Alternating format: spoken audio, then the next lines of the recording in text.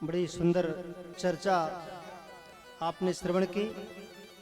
भगवान श्री राम जी की पावन कथा।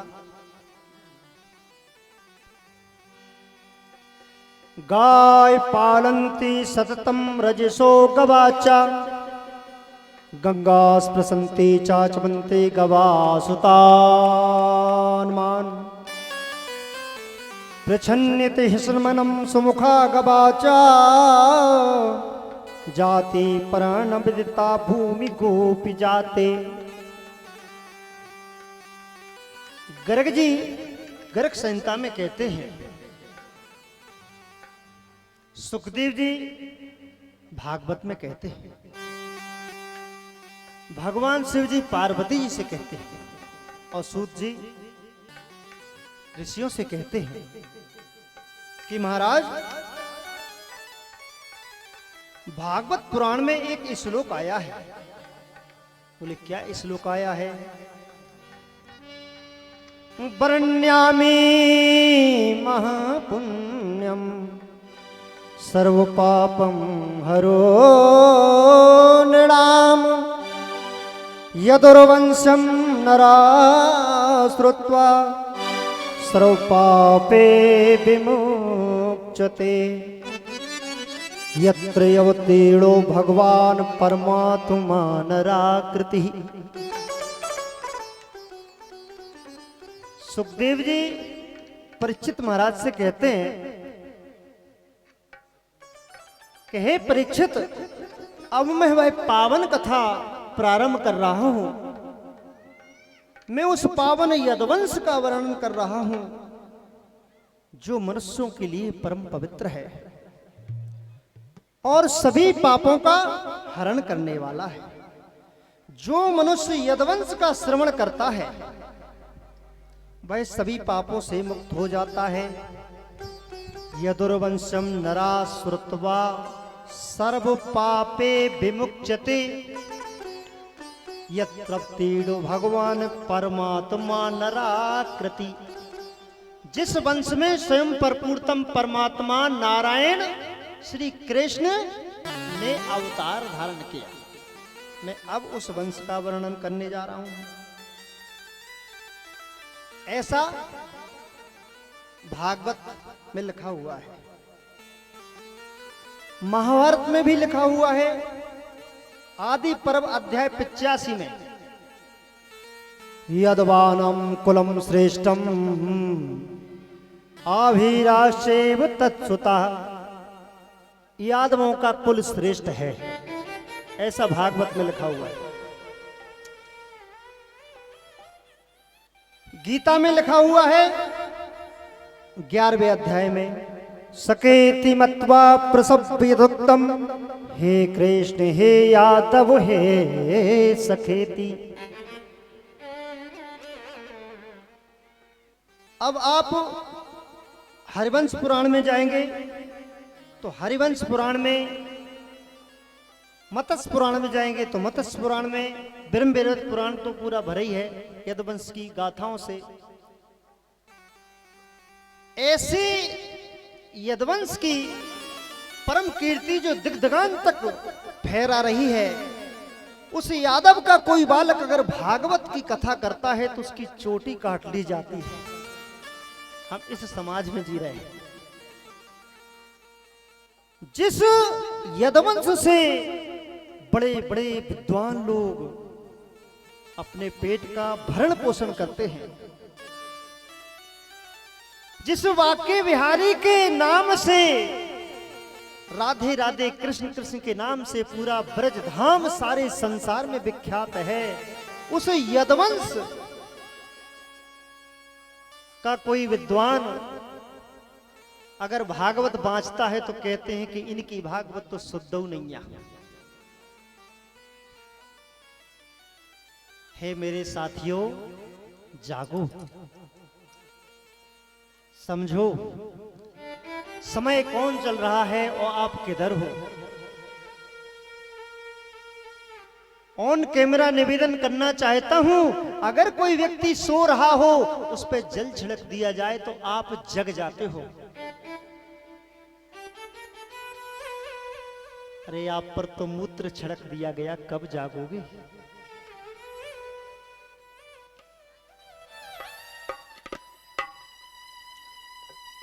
जिस यदुवंश के नाम से गंगा और जमुना जगत की माता कहलाती हैं, जिस यदुवंश से गौओं की सेवा करने से गोपाल कहलाते हैं, गोपाल जय जय गोविंद जय जय बोलते हो ना दिन रात, उसी यदुवंश को गाली देते हो। क्या है ये? आपको कैसा बना दिया गया? अभी अभी महाराज जी बैठे थे, उनने कहा है कि एक लाल बिजू का बना दिया गया है जिसको देख करके पक्षी डर जाते हैं, ऐसा तुमको बना दिया गया है। कब जागोगे आप?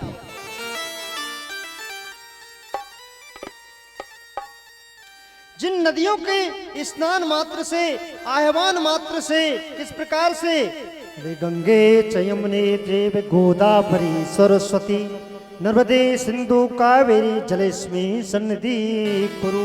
हे गंगे, हे यमुने, हे गोदावरी, हे सरस्वती, हे नर्मदे, हे सिंधु, हे कावेरी, हम नदियों का आह्वान करते हैं। उन नदियों को यदुवंशी श्याम सुंदर ने अपनी पत्नी रूप में धारण किया है, क्योंकि जमुना कालिंदी रूप में भगवान की भार्या है। मैं ठीक बोल रहा हूं तो एक बार मुझे अवगत कराएं, मैं ठीक बोल रहा हूं।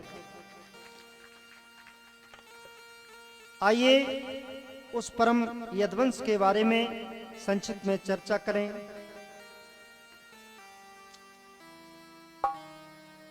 सच्चिदानंद विग्रह कृष्णा, सत्यचित आनंद जो स्वरूप है उसके विग्रह भगवान साक्षात कृष्ण हैं। जिस वंश में भगवान श्री कृष्ण का अवतरण हुआ,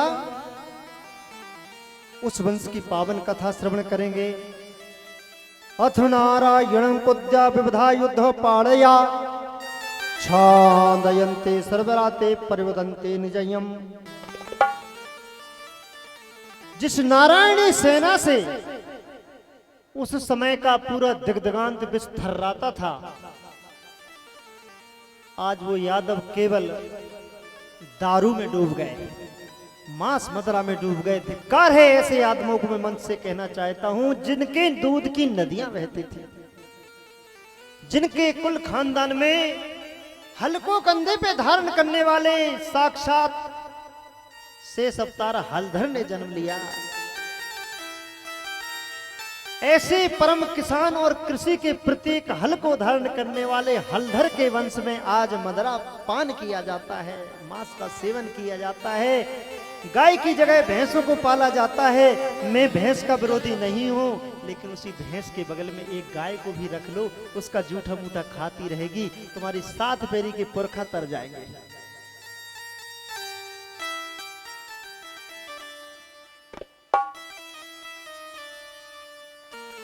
आइए परम पवित्र कथा में प्रवेश करते हैं।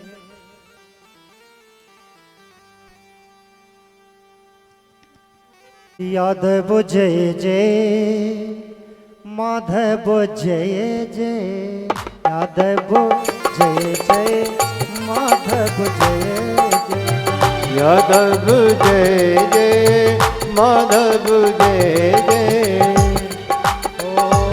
यादव जय जय, माधव जय जय, माधव जय जय, माधव जय जय, ठाकुर जय जय, राघव जय जय, ठाकुर जय जय, राघव जय जय, ठाकुर जय जय, राघव जय जय, ठाकुर जय जय, माधव जय जय।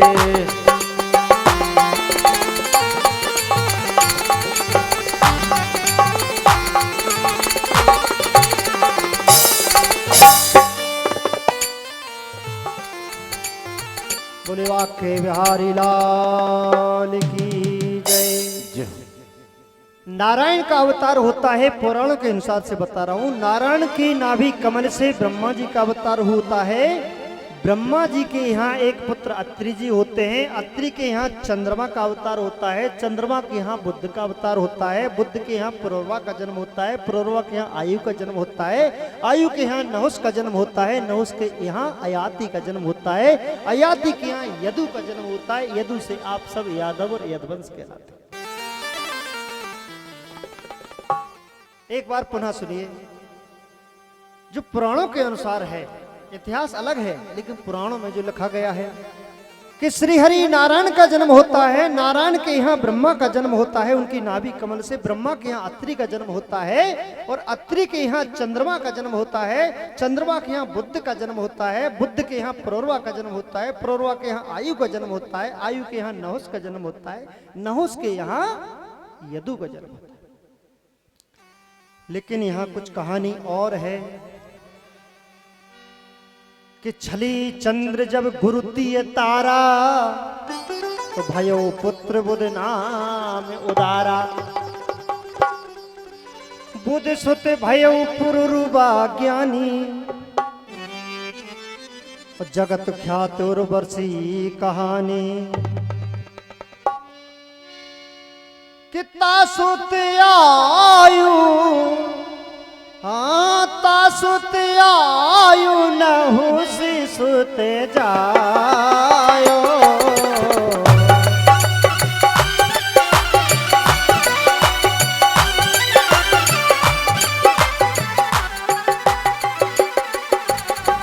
तपो बले नृपो इंद्रासन पायो,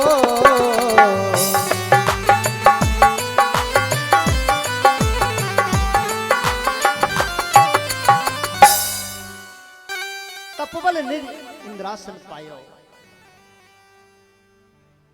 नहुस के आयु के यहाँ एक नहुस नाम का पुत्र हुआ। एक बार देवराज इंद्र का पतन हो गया, सभी देवताओं ने निवेदन किया कि ऐसा कौन व्यक्ति है, ऐसा धराधाम पर कौन राजा है जो इंद्रासन पर बैठ सकता है।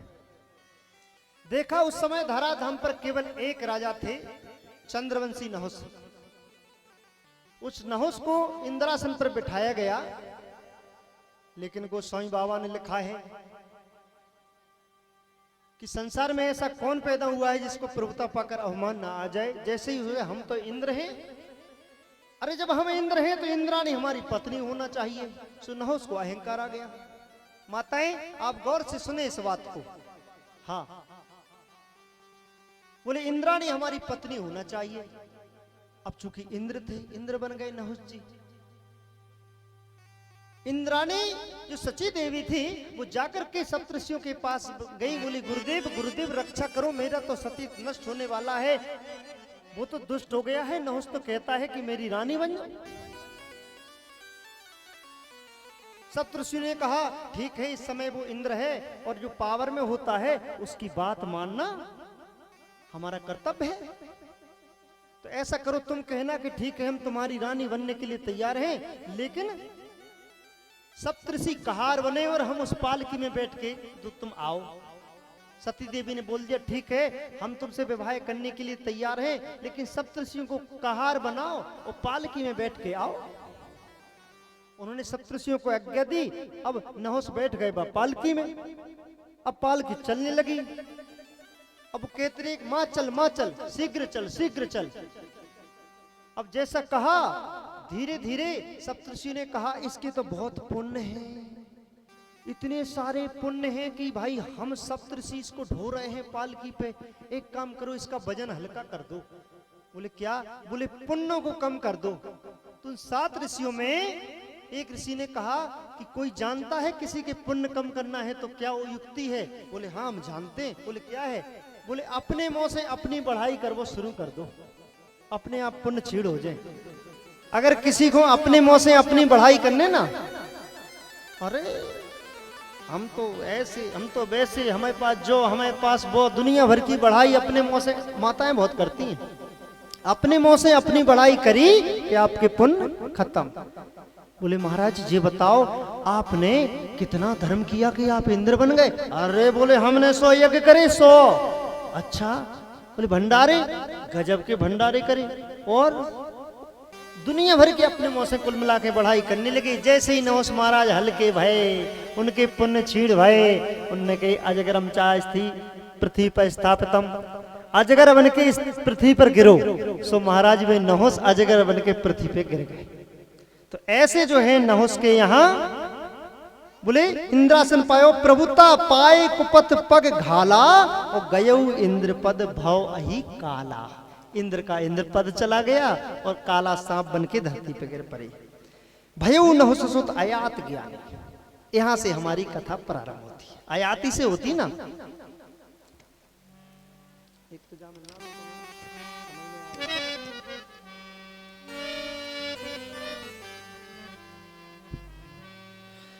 कि भयऊ नहुसे आयाति सुत ज्ञानी।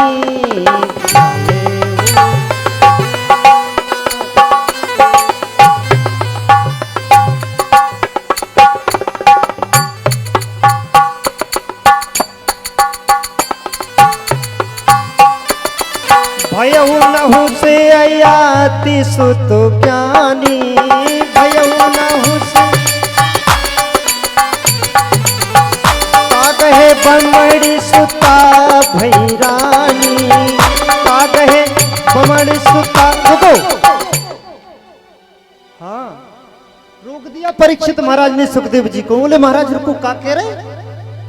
ब्राह्मण की सुता उसकी पत्नी बनी, ये कैसे हो सकता है? किसी यादव की ब्राह्मण की पुत्री पत्नी बने, ऐसा तो हमने सुना ही नहीं। महाराज जग कथा तो हमें विस्तार से सुनाओ भाई, ये कथा है ना अलग। बोले ताग्रह बमण सुता भई रानी। महाराज छत्री आयात के यहाँ ब्राह्मण की पुत्री बन गई पत्नी। बोले चलो हम सुनाते हैं। कहीं शिवा शिव पद सिरनाई। यहाँ शिव जी, शिवा भी पूछते हैं शिव से कि सुता छत्री किम व्याई, यानी बमण सुता छत्री किम व्याई, ब्राह्मण की लड़की छत्री को कैसे ब्याह गई बताओ।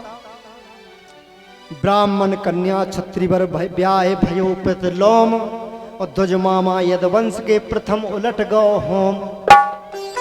इस बात को समझ लीजिए, एक एक शब्द को समझेंगे तो समझ में आएगा। बोले ब्राह्मण कन्या छत्री वर और ब्याह भयो प्रतिलोम, उल्टा हो गया। और ध्वज मामा, पंडित जी बन गए अपने मामा यदवंश के। और प्रथम उलट गौ होम, भाई भानेज हो गए ना। अब भानेज हो गए तो पंडित जी इनके काय पांव पर रहे, महाराज जयराम, महाराज जयराम। भानेजन की परत मामा के, मामा भानेजन की परत। बताओ आप गणित लगाओ। हाँ गुरुजन हैं, आदरी जन हैं, महापुरुष हैं, सबका सम्मान करना चाहिए। लेकिन तुम तो 70 साल के और पंडित जी को लड़का 12 साल को लगे घसीट पे। महाराज जय हो, महाराज जय हो। कम से कम रिश्ते के तो ख्याल करो। अच्छा फूफा से परवा लो, जीजाजी से पांव परवा ले सारो। बताओ ईमानदारी से बताओ। तो तालियां बजाओ एक बार जब हम सही कह रहे तो सबके नहीं घसीटने। जो योग्य हो, विद्वान हो, जिसका समाज में जो हमें कुछ सिखा रहा है, वो हमने गुरु वर्ण कर लिया है, उसका प्रणाम करो। आदर है सबका, लेकिन सबके मत घसीटो।